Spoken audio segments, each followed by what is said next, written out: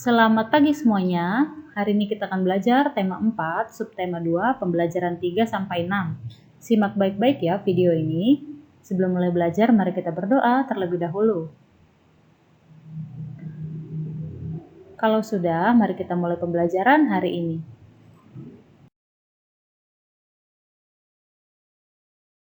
Cara melestarikan sumber daya alam yaitu dengan cara melakukan reboisasi. Masih ingatkah kalian apa itu reboisasi? Ya, reboisasi adalah penanaman kembali hutan yang sudah gundul. Yang kedua, mengurangi pencemaran udara, mengurangi pencemaran air, dan tidak meninggalkan titik api di hutan. Menjadi pekerja keras. Tadi kita sudah bahas tentang sumber daya alam. Sekarang kita akan membahas sedikit tentang sumber daya manusia. Manusia juga bisa dimanfaatkan dan diberdayakan seperti alam. Ya, kalau alam kita bisa manfaatkan hasil alamnya. Kalau manusia kita bisa memanfaatkan pekerjaannya atau tenaganya. Menjadi pekerja keras dapat dibiasakan sejak kecil. Berikut ini ada beberapa hal agar menjadi pekerja keras, yaitu pantang menyerah, selalu bersungguh-sungguh, memanfaatkan waktu, ulet, tekun, rajin, dan disiplin, dan tidak mudah mengeluh. Pemanfaatan sumber daya alam dapat dilakukan secara langsung dan tidak langsung. Pemanfaatan sumber daya alam secara langsung dilakukan tanpa pengolahan terlebih dahulu. Contoh pemanfaatan sumber daya alam yang dilakukan secara langsung yaitu pemanfaatan buah mangga yang dipetik dari pohon dapat langsung dimakan tanpa diolah terlebih dahulu.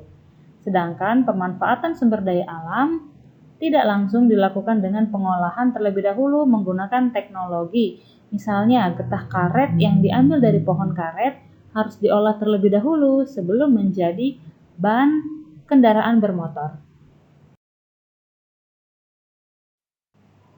Pengolahan sumber daya alam yang hanya memerlukan tenaga manusia tanpa bantuan mesin berarti menggunakan teknologi sederhana. Contohnya, pengolahan makanan yang dijual di warung makan. Adapun pengolahan yang memerlukan teknologi yang rumit dan perlu menggunakan mesin dikenal dengan teknologi modern. Contohnya dalam pembuatan kain dan mebel. Pernahkah kalian makan popcorn? Bahan baku popcorn adalah jagung dan mentega. Popcorn ialah biji jagung yang dipanaskan dengan menggunakan suhu tinggi. Mentega digunakan agar popcorn menjadi lebih gurih.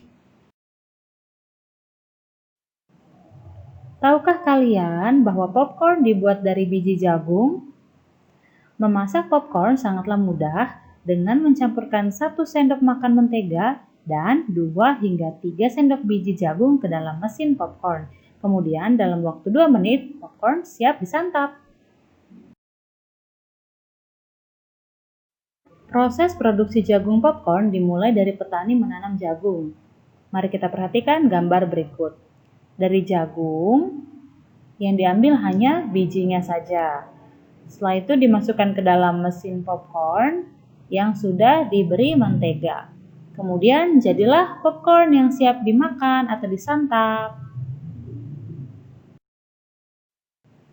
Teknologi modern banyak membantu manusia dalam mengolah alam. Dengan teknologi, pekerjaan suatu lahan menjadi lebih mudah sehingga dapat menghasilkan yang bervariasi. Contohnya menebang kayu. Banyak menggunakan gergaji mesin akan menghasilkan jumlah tebangan yang lebih banyak.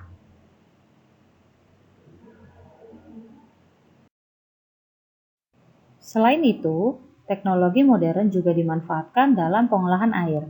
Berikut gambar pengolahan air secara modern. Sumber air berupa air tanah dan berupa air permukaan. Dari sumber air tersebut dibawa ke bangunan pengolahan air melalui bangunan pembawa air dan pompa. Nah, dari sini dibawa ke tempat penampungan. Kemudian dipompa ke tempat penampungan air yang lebih besar.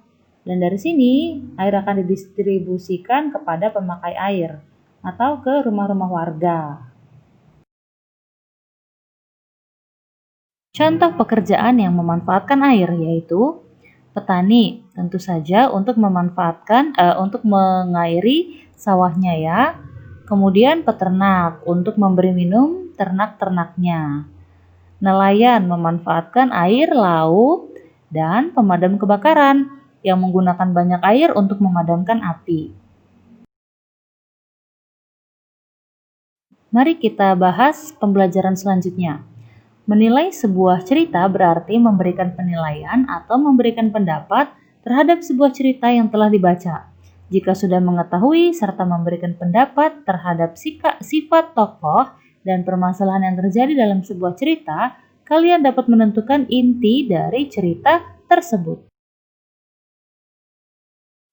Saat menyampaikan pendapat tentang sebuah cerita, sebaiknya ditulis dengan lengkap, jelas, dan tidak berbelit-belit tentang penilaian terhadap cerita tersebut. Jika cerita yang dibaca memiliki kekurangan, misalnya kalian tidak suka dengan cerita tersebut karena kurang menarik, maka sampaikan dengan bahasa yang sopan, agar penulis cerita tidak merasa tersinggung, dan tidak lupa juga menyampaikan alasan menyukai atau tidak menyukai cerita tersebut.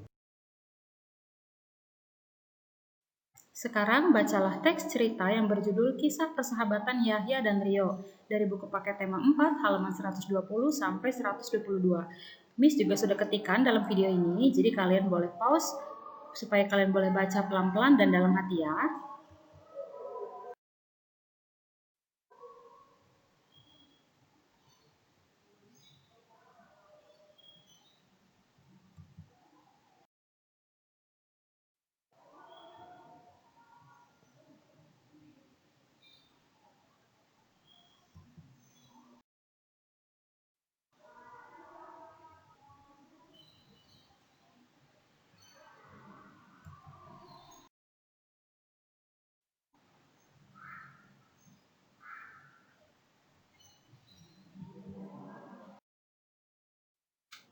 Nah, setelah membaca teks tersebut, kalian dapat menjawab pertanyaan.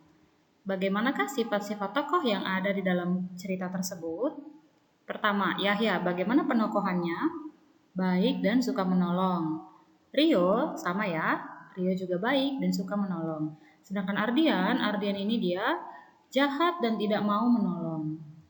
Pertanyaan berikutnya, mengapa Ardian tidak mau menolong Yahya? Apa katanya? Karena Yahya miskin dan tidak mau meminjami hasil PR kepadanya. Jadi Ardian tidak mau menolong Yahya saat terjatuh. Pelajaran apa yang dapat kamu peroleh dari cerita tersebut? Kita harus saling membantu teman yang membutuhkan. Nah, sekarang sebutkan sikap-sikap yang sesuai dengan sila kedua Pancasila berdasarkan teks cerita tersebut. Ya, yang sesuai adalah sikap yang sesuai dengan sila kedua Pancasila yaitu saat Rio menolong Yahya ketika terjebur ke dalam lubang. Nah, begitu juga pada saat Yahya dan Rio menolong Ardian yang terjatuh. Sebutkan sikap-sikap yang tidak sesuai dengan sila kedua Pancasila, yaitu saat Ardian tidak mau menolong Rio. Itu tidak boleh ya. Baiklah anak-anak, sampai di sini dulu pembelajaran kita hari ini. Sampai bertemu di pembelajaran selanjutnya. Tetap jaga kesehatan ya. Terima kasih.